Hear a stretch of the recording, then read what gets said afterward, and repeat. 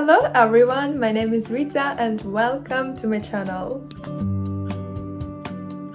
Today's video is really intimate and gut-wrenching for me because I will talk about my personal experience with anxiety. I've never done this on the internet before. So I will try to spell out my personal experience with dealing with it, how it prevented me from taking up new opportunities, and what are my personal methods of fighting with it. So as a kid, I was really funny and easygoing. I had lots of friends, and as everyone, I should have gone to school where I knew no one. I also attended extra classes like dancing since I was 3 years old, where I also knew anyone. So I eventually made friends there because we had similar interests. And as I soon understood, this happened because we had no established personality, as I may say like that. And it was easier for us to make connections based upon what we are doing in our life. For example, like school, our first grade, second grade, or taking up new extra classes. However, speaking about yours and teenage years, we are in the position where we're usually in some kind of sadness and gloom because we lose all of our friends or the biggest part of our friends, predominantly because our interests do not align anymore. One is into sports, another one into drawing, and we just do not have topics to discuss. I was in the same position. I lost almost all my friends at the age of 12, 13 years old approximately. But I'm alive, I'm cheerful, and I have new friends. I made new friends. So this experience probably didn't hurt me like at all. So I want to a little bit clear out about my personal experience of losing friends and how I dealt with that. I had a childhood best friend. Our parents were good friends, so that's why we did everything together, like dancing, language courses, camps. We didn't pair. However, once she just quitted dancing, which was an integral and indispensable part of my life, as I've been dancing for almost 15 years as for now. And we just appeared not to have any other common interests, which is like really awkward for me as for now. But at that time, I was also experiencing useful maximalism, reference in my life that was so tough as for my friends and my parents. But I told her so many disgusting things, which I wish I never told. But unfortunately, that was the method how I was dealing with my emotions being at 12 years old. So, speaking more about yours, yes, I may say that from my point of view, it's really harder to make connections with someone as probably you have more stronger beliefs than you had in your teenage years or in your childhood. And you cannot force someone to just talk to you. Speaking about me, I'm like super reserved and I probably do not approach person first, which is like super intimidating as for me. But this is actually not what we want to embrace, because as I understood sooner, acquaintances is a key to successful and prosperous life. So speaking more about this topic, approximately at 8th, 9th, 10th grade, I talked to people only at school because we had like similar interests, for example, like teachers, I don't know, lessons, some gossips, blah, blah, blah. But when it came to the point where I wanted to try something new, and I suggested my friends going there or trying that, they were like, no, Rita, we are not quite interested in that. Probably you have to do that on your own. And I was like, no, that's fine. I'm good. I won't try probably. And based on my personal experience, I really, really want to try tennis. Still, I want to try it. And one day I just asked my best friend if she wants to come with me. And she was like, no, probably that's like not my point. And as a usual person without any mental issues, they would just go to this tennis court and try their best to score something or just to learn how to play tennis. But as I'm super reserved and have like anxiety issues, I didn't do that. I just stayed at home. I never tried tennis, and as for now, I've never ever been on a tennis court. Do I regret it? Yes, I do regret. However, you should not regret any choice you have made in the past, but I do because I'm now moving to another country and I do not speak this country's language really fluently. So it would take me approximately 1-2 years more to get into the country, into this country's vibes, learn the language, and only then ask, I don't know, a coach or just go on a tennis court to try to play tennis. So when I was trying to find the reasons why I didn't go, apart from having anxiety, I understood that I'm afraid of the failure. I'm afraid that I wouldn't make it from the first attempt, but that's like not okay. From the scientific research which I read, people tend to be self-conscious. They tend to be afraid of failing something, trying it for the first time, which is basically is not okay because if you're trying something for the first time, for the second time, for the, I don't know, 19th time, and you do not succeed, there is no way you just shrug your shoulders and resign to the fact that you are a failure, that you are miserable. No, that's like not. According to the sport, you have to repeat one exercise which is only connected with one part of your body to actually see the result. So you have to repeat it a million times and thousands of times, but only after that you will see the result. So million attempts, they develop a stable result. So what do I do when I feel that I'm afraid of failing something? I try to conceive of the result which this or that activity may bring to me. And that's why I do vision boards. So my first piece of advice, how to fight with anxious thoughts, how to fight with scary future or the scary first attempt you may have, is doing vision boards. I don't know, I've never meditated. For example, when you just sit in front of your vision board and you, I don't know, repeat everything, you try to make it in action. I just love making pictures, and that's it. So provided you have unorganized thoughts, and there are like loads of thoughts throughout the day, and there is like no way you remember anything you had the day before. So that's why to organize them, vision boards are the best. When you think about your future, you probably have like a picture of it conjured up in your mind, how you want it to be, where you want to live, what city you want to live, what kind of family or relationship you want to have, how many kids you want to have, I don't know, what house you want to have, what dog or pet or whatsoever. And there is no way you can remember every single intricacies you have. So that's why vision boards are the best method to organize your ideas. I usually use Pinterest to find different pictures or different inspiration, or just in general inspiration to make this vision board. And when I have to set it up, I use Canva because it's like the most eligible as for me.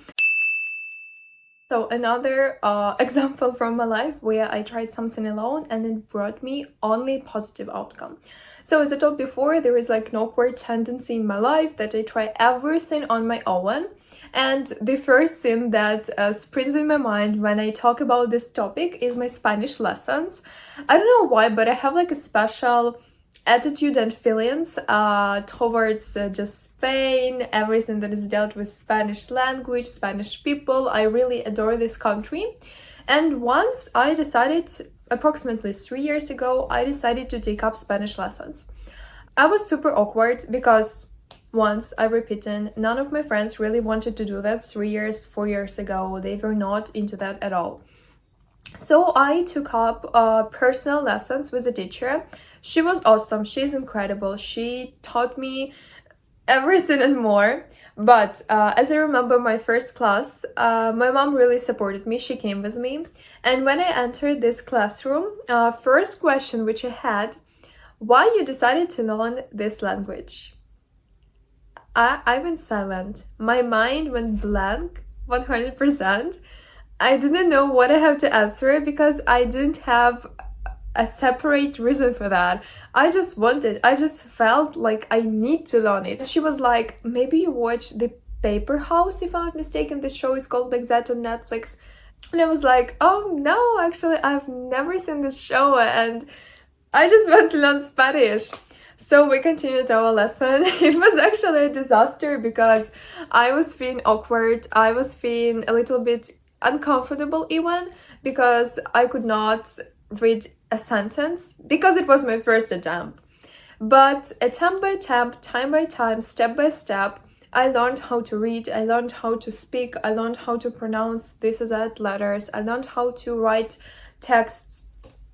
And what is the most flabbergasting fact of all this story is that in 1 year after taking up my Spanish lessons, I moved to Spain and I lived there for 3 months. And you know what? Most governmental institutions, they do understand English, but they're not quite apt to speak in it. So I had to somehow mix English and Spanish as I didn't have like enough knowledge, enough vocabulary to describe my problems in Spanish. That's why I just mixed two languages, and that's really what helped me to survive, if I may say like that. Because basic things like going to the supermarket, going to the hairdresser, or going to the beauty salon, that's like really what helped me to feel more comfortable and more confident in myself. So in light of above, every choice has its own consequences, and only from your perspective they can be bad or good, they can be positive or not. So if you're now like pondering to try something new, for example a new gym, a new workout program, a new university program, living in a new country, there is usually a yes. I promise you, usually a yes, because it brings you the background which will be really useful in the future. And only you can decide, only from your perspective, it could be negative or positive, because all experience is neutral. There is no way it is bad, it hurts you or not. Only you decide what it will bring into your life. Speaking about my example, yesterday I went to a new gym. I have never been to gyms before. Never. I used to dance, so I went like to dancing gyms, if I may call it like that, but I've never ever been to like a real gym. I was super anxious, but I was like, no, I can do that. Like, Rita, calm down. What bad would happen? So when I approach the entrance, I just stand there and I just conjure up the result which I may have after going to the gym for like months or 2 months. And I was like, I love this body. I love how she looks like. I really want to be her. Why not? I want to be her. This is my future self. This is my future self. I want to be her. And I was like, okay, I can do that. I just entered. I turned on my favorite music. And literally the other world just stops existing to me. I was minding my own business. No one looked at me. No one judged me. No one mocked me for attempting to do something with this inventory. So everything you have to do is just make a first step towards whatever you want to do. I know that this is the hardest step ever you may encounter in your life, but you just have to understand what possibilities and what opportunities it would bring to you if you make this first step. So the next topic which I want to broach is intrusive thoughts. I've also experienced intrusive thoughts in my life for such a long time. Even now I'm still experiencing them. They lead me to hysterics, and these hysterics led me to panic attacks, which I wish I never experienced in my life. And I'm so sorry for all people who ever experienced panic attacks in real life. I get you, I understand you, I'm the same person as you. The ideas which pop up in my mind were really disgusting and gross, because when you're in the middle of really cheerful moment, you're having the best time of your life, and a thought that this would end or something bad may happen in this exact moment just don't give you any opportunity to live in the moment. it makes you think about the future. It makes you think that the future is daunting. The phrases like, you are miserable, no need to try, you will fail, or for example, you won't make it. Those are the phrases which were on my mind and which I told to myself. No one ever told me these phrases, and probably that's why I'm a little bit easy with all this sin. But still, the fact that my personal mind told me this since, it's mind-blowing. It's seriously mind-blowing, and I cannot understand even now why this happened. But when I try to find the root cause of all these bothersomes, I was like, maybe it's because social media. Maybe it came from comparison with someone who's I don't know, a social influencer or like whatever. Because Instagram, TikTok, even YouTube, those are the platforms which show most of the time the immaculate picture of someone's life. This perfect picture which we all unfortunately believe in. During COVID, a lot of bloggers gained the audience, and this audience were built on the perfect picture which they shown online. So when we look at the pictures and we're like, oh my god, she doesn't have stretch marks, and I do have. I'm so ugly, I have to cover them. I don't have to wear short skirts or dresses or whatever. But in reality, they probably have even worse stretch marks than you do. They just try to cover them to be perfect, which is impossible in our world. So with hindsight, we just continue to repeating ourselves that we are ugly, we do not deserve that, she's much better. Nobody's better than you. Nobody's better than you. You are your unique personality. No one may ever have your personality. We are all unique creatures, we are all unique human beings, and no one can be better than us or worse than us. So how I try to deal with intrusive thoughts in my life. The biggest advice as for me is distractions. For example, my personal distraction is Twitch streams. I really adore this platform. I really adore just watching people online, being live, talking about probably just chatting or I know playing different video games. I prefer more video games to just chatting. But I just watch streams and that's really entertain me, and I'm like, oh yeah, I don't think about anything but this streamer. I don't think about anything but this video game which I now want to try. I also love to dance with the music loud, but as I'm not living alone, this is not quite eligible for me. But sometimes when I have this opportunity, I definitely do that. Also, you may draw. I cannot draw personally, so this is more like a nerve-wracking experience for me. But if you really love drawing, you may just dive into that with your head and draw, I know, until the midnight. I also love reading. However, this does not help me when I have intrusive thoughts because, you know, I just scan the pages. I do not proceed the information into my head because I'm thinking about something else. So that's why I do not prefer reading. But you know, it's like everything up to everyone. You just have to try to know what's best for you. So because of that, I also want to recommend some channels where people talk about their mental issues and their experience with it. First of all is Mastronola private YouTube channel. There are like a few videos if I'm not mistaken, but every time I'm feeling that I'm the only one who's having anxiety. I'm the only one who's having anxiety in this world. I rewatch his videos. They really help me to understand that I'm not alone with this. I'm not alone in this position. And second of all is this Instagram page. It is more approach to people who are friends with someone who has anxiety. How to support these people, how to cheer them up, what are best phrases to tell your friend who is having panic attack. So to sum this all up, there is no unique way to overcome your fears. They are all unique to every person on this world. Last but not least that you have to remember is that you are not alone dealing with anxiety. There are people on this planet who are also in the same position as you. They are trying to fight every day. They are trying to somehow ease their anxiety every day. But there are also people who already overcome this anxiety and share their personal experience how to deal with it. So if they did that, why can't you overcome it next? Why can't you be the next person who deal with your intrusive thoughts? The fears will lead you to nothing, but fighting with your fears will lead you to prosperous and cheerful life.